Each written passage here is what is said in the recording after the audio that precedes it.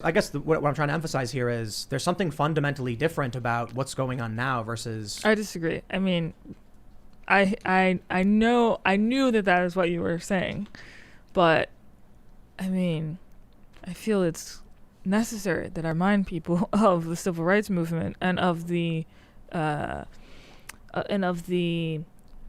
circumstances of the civil rights movement. I mean, churches were being bombed, and Ruby Bridges had to walk to school where white people were yelling racial slurs and coming to her with literally ropes around a black doll's neck to tell her that they wanted to hang her, and schools were being threatened with all of the very similarly.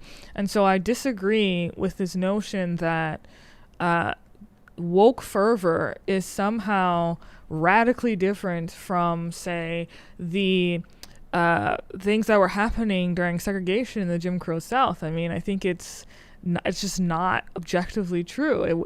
And you brought this point up earlier about history. I think we tend to forget how intense that was, and equally intense and philosophically undergirded the response to it, and it needed to be because of the intensity of the circumstances that many of the civil rights leaders found themselves in. But it was absolutely similar, if not worse, to everything you're describing. But in this story where you referenced Daryl Davis and his ability to go and talk to, but the Klan is in disarray and sure. It's in a weakened state. They have no strong tenets, and so it's very different. So the stronger argument is the civil rights movement. But then you mentioned this young woman who had all these white people screaming at her. Do you think she could have walked up to one of them and shook their hand and said, "We want to have a conversation"?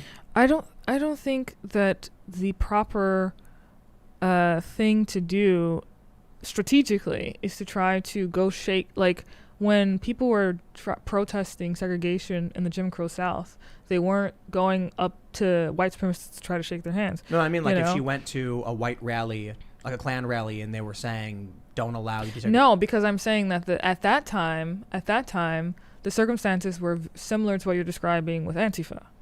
That's what I'm saying. And yet, so we agree.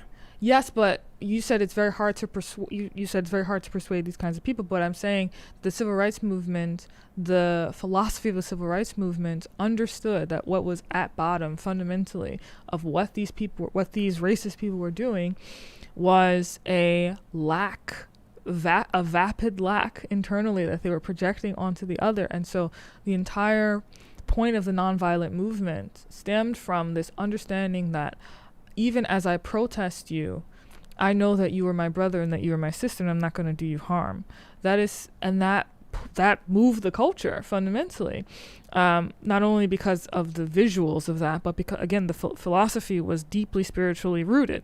And so I'm saying that is precisely the kind of response that is required in these days and times.